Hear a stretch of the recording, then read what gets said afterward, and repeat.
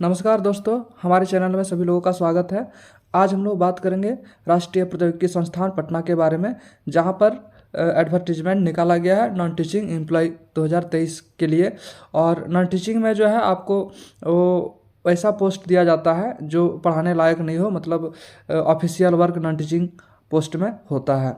तो चलिए हमारे वीडियो में बने रहिए और आगे देखिए इसमें कौन कौन से पोस्ट दिए गए हैं और विस्तार से जानिए। और विज्ञापन संख्या यहाँ दिया हुआ है NIT RET रिक्रूटमेंट 3/2023। इसमें से बहुत सारे पद हैं। राष्ट्रीय प्रौद्योगिकी संस्थान पटना अशोक राजपथ पटना के द्वारा निकाला गया ये भर्ती है। और यहाँ देखिए लिखा हुआ है, भर्ती के लिए अस्थायी पदों पर भर्ती के लिए भारतीय नागरिकों से निर्धारित प्रारूप में आवेदन आमंत्रित किए जाते हैं। और आगे जो है पद का नाम और तकनीकी सहायक ये सब दिया हुआ है। पद का नाम, पदों की संख्या कितनी है, कोटि वर्ग, वेतन संख्या क्या है, इसी के बारे में तो हम लोग जानेंगे। पहला जो क्रम संख्या 1 में जो पद है वो अधीक्षक का है और पदों की संख्या 5 है। ठीक है। इसमें जो कोटि है, अनारक्षित अनरिजर्व्ड 2 पोस्ट है, आरक्षित रूप से कमजोर के लिए 1 है और अनुसूचित जाति के लिए 1 है और अनुसूचित जनजाति के लिए 1 है। इसका जो वेतनमान होने वाला है वो 7th CPC का वेतनमान स्तर लेवल 6 रहेगा, जिसमें से पे बैंड आपको सेकंड मिलता है और 9,300 से लेकर के 34,800 रुपये करके। और ग्रेड पे जो है इसका 4,200 रुपये। नेक्स्ट हम लोग बात करते हैं तकनीकी सहायक दूसरा नंबर पर जो है, उसमें टोटल पदों की संख्या 11 है। और पोस्ट की बात करें तो अनारक्षित में 4 है, दिव्यांगजन 1 है, आर्थिक EWS जो होता है उसमें से 1 पोस्ट दिया गया है और नॉन क्रीमी लेयर EWS में 2 पोस्ट दिया गया है और अनुसूचित जाति के लिए 3 है। तीसरा है ये टेक्नीशियन का है और इसका जो पोस्ट की कुल संख्या है वो 18 है। जबकि अनारक्षित की बात करें तो इसमें 6 पोस्ट अनरिजर्व्ड है और आर्थिक रूप से कमजोर के लिए 1 है, अन्य पिछड़ा वर्ग से के लिए 5 है, अनुसूचित जाति के लिए 3 है, अनुसूचित जनजाति के लिए 2 है, दिव्यांगजन के लिए 1 है। और 7th CPC वेतनमान स्तर लेवल 3 का है। ये पे बैंड 1 मिलेगा 5,200 से 20,200 रुपये तक। ग्रेड पे इसका 2,000 रुपये रहने वाला है। नेक्स्ट हम लोग बात करें चौथा पोस्ट के बारे में, तो वो पोस्ट है कनिष्ठ सहायक लेखा के बारे में। ठीक है। कनिष्ठ सहायक लेखा अकाउंटेंसी जिसको हम लोग बोलते हैं, इनका टोटल जो पोस्ट है वो 6 है और इसमें अनारक्षित पोस्ट 3 है, दिव्यांगजन के लिए 1 है, आर्थिक रूप से कमजोर वर्ग जो है EWS उसके लिए 1 पोस्ट दिया गया है और अनुसूचित जनजाति इसमें से ST का जो पोस्ट है उसमें 1 है। और जबकि बात करें तो OBC के लिए इसमें 1 भी पोस्ट नहीं है और जो SC का है वो भी इसमें 0 पोस्ट है। ठीक है। अगला जो है सबसे इम्पोर्टेंट जो है, जो सभी कोई भर सकते हैं फॉर्म, वो कार्यालय परिचारिका है। इसमें पोस्ट की बात करें तो टोटल 7 पोस्ट है और अनारक्षित के लिए 3 है, अन्य पिछड़ा वर्ग नॉन क्रीमी लेयर के लिए 2 है, अनुसूचित जाति 1 है, अनुसूचित जनजाति 1 है। और इसका जो सैलरी होगा वो 7th CPC का वेतनमान स्तर 1 होगा, पे बैंड 1 होगा, 5,200 से लेकर के 20,000 रुपये रहने वाला है। और ग्रेड पे की बात करें तो ग्रेड पे इसका जो होगा वो 1,800 रुपये होगा। यहाँ पर जैसा कि दिया हुआ है, उम्मीदवार का केवल ऑनलाइन पोर्टल के माध्यम से आवेदन और अपेक्षित शुल्क जमा करना होगा। इसका जो लास्ट डेट दिया हुआ है, पोर्टल 7 नवंबर 2029 से लेकर के 29 नवंबर 2023 तक खुला रहेगा। आवेदन के सफलतापूर्वक ऑनलाइन जमा करने के बाद प्रिंट आउट सत्यापित सहायक दस्तावेज भुगतान के साथ, तो ये जो लिखा हुआ है इसका मतलब मैं आपको साफ साफ समझा देता हूँ।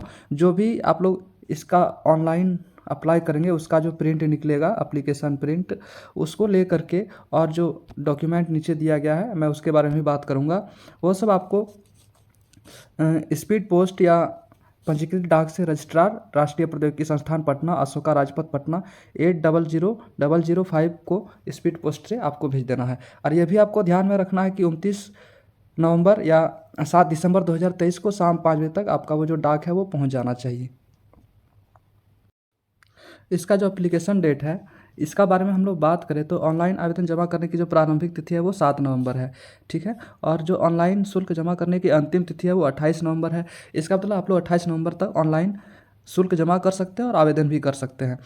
जो ऑनलाइन आवेदन जमा करने की जो अंतिम तिथि है वो 28 और 29 दोनों है, 29 नवंबर तक। जबकि जो आपको रजिस्ट्रार के पोस्ट ऑफिस, रजिस्ट्रार के ऑफिस पर जो भेजना है वो अटैचमेंट, इसका जो निकाला गया रिसिप्ट होगा एप्लीकेशन का और सारा डॉक्यूमेंट जो है वो सब आपको 7 दिसंबर 2023 शाम 5 बजे तक आपको भेज देना है। आगे हम लोग बात करेंगे अनिवार्य वांछित अर्हताएँ और आयु के बारे में और अनुभव के बारे में, ठीक है।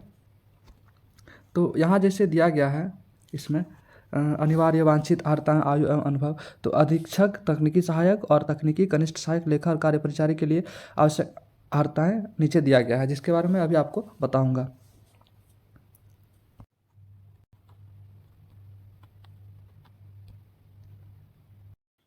यहाँ पर दिया गया है एज के बारे में आपको बताऊं तो इसका जो एज है 29 नवंबर 2023 तक जिनका 18 साल हो रहा है और उससे ऊपर वो आवेदन दे सकते हैं।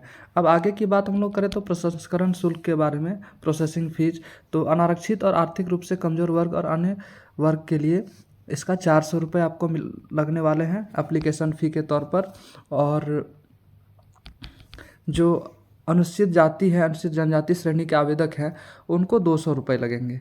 चयन प्रक्रिया के बारे में बात करें तो इसका जो चयन प्रक्रिया है वो निष्पक्ष, मतलब पूरी तरह से सुरक्षित है। चयन प्रक्रिया के बारे में बात करें तो चयन प्रक्रिया के लिए बुलाए जाने वालों की संख्या सीमित करने के लिए प्राप्त ऑनलाइन होता है। जो भी आप लोग आवेदन करेंगे उसमें से स्क्रीनिंग की जाएगी और जो भी वो विवेकानुसार संस्थान अपने विवेकानुसार चयन करेगी कि किस किस छात्र को बुलाना है और नहीं बुलाना है। तो आप लोग इसको देखने के लिए जो शॉर्ट लिस्टेड निकलेगा कैंडिडेट्स का nitp.akin.in पर प्रकाशित की जाएगी, वहाँ पर आप लोग जाकर के देख सकते हैं। तो मेरा मानना है कि आप लोग रेगुलर वहाँ विजिट करें और देखते रहें। दस्तावेज जो आपको देना है, रजिस्ट्रार ऑफिस भेजना है रिसिप्ट के साथ में, एप्लीकेशन रिसिप्ट के साथ में, वो होगा पहला मैट्रिक का जो समकक्ष प्रमाण पत्र जिनमें जन्म तिथि अंकित हो, राज्य बोर्ड द्वारा जारी किया गया हो, और उच्चतर माध्यमिक यानी कि +2 का अंक पत्र, और जो शैक्षणिक योग्यता प्रमाण सभी वर्षों से संबंधित डिग्री प्रमाण पत्र है, अंकों के साथ डिग्री प्रमाण पत्र आपको भेजना है।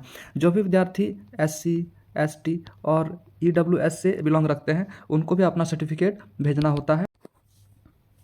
जूनियर असिस्टेंट का जो पोस्ट है उसके लिए कैटेगरी विथ जो पोस्ट मैं आपको बता ही दिया हूँ पहले। UR के लिए 4 पोस्ट है, EWS के लिए 1 और ST के लिए 1। इसमें जो क्वालिफिकेशन है, एजुकेशन क्वालिफिकेशन आपको कितना पढ़ा हुआ रहना चाहिए, तो +2 क्या हुआ रहना चाहिए with A minimum typing speed of 35 word पर मिनट आपका जो टाइपिंग है वो भी होना चाहिए, और कंप्यूटर वर्ड प्रोसेसिंग और स्प्रेडशीट में आपको सारा कुछ आना चाहिए। यानी कि जो भी DCA ADCA किए हैं वो इस पोस्ट के लिए आवेदन कर सकते हैं। अगला पोस्ट हम लोगों का है ये ऑफिस अटेंडेंट का। तो उसकी बात करें तो ऑफिस अटेंडेंट का जो UR पोस्ट में 3 है, OBC में नॉन क्रीमी लेयर में 2 है, SC में 1 है और ST का जो पोस्ट है उसमें 1 है। इसके लिए जो क्वालिफिकेशन है वो 10th है, 12 है, 10+2, ठीक है। और इसका जो है डिसाइरेबल एक्सपीरियंस या नॉलेज क्या होना चाहिए एक्स्ट्रा, तो इसका जो है कम्युनिकेशन स्किल और रिकॉर्ड कीपिंग, यानी कि जो भी व्यक्ति रिकॉर्ड को सुरक्षित रख सकते हैं वो लोग इसमें आवेदन कर सकते हैं। आगे हम लोग बात करें तो सुपरिटेंडेंट पोस्ट के लिए, तो उसमें UR के लिए 2 पोस्ट जैसा आपको दिख रहा है, और EWS के लिए 1 पोस्ट, ST के लिए 1 पोस्ट, SC के लिए 1 पोस्ट है। इसका जो क्वालिफिकेशन है वो फर्स्ट क्लास बैचलर डिग्री, यानी कि फर्स्ट आपको होना चाहिए, फर्स्ट डिवीजन से निकला जो विद्यार्थी निकले हैं बैचलर्स डिग्री करके वो इसमें आवेदन कर सकते हैं, और 50% उसका जो मार्क्स है वो भी होना जरूरी है। आगे है tally and other communication knowledge, जो भी टैली किए हुए हैं या कंप्यूटर स्किल रखते हैं, स्टेनोग्राफी स्किल रखते हैं, वो इसमें आप लोग आवेदन कर सकते हैं।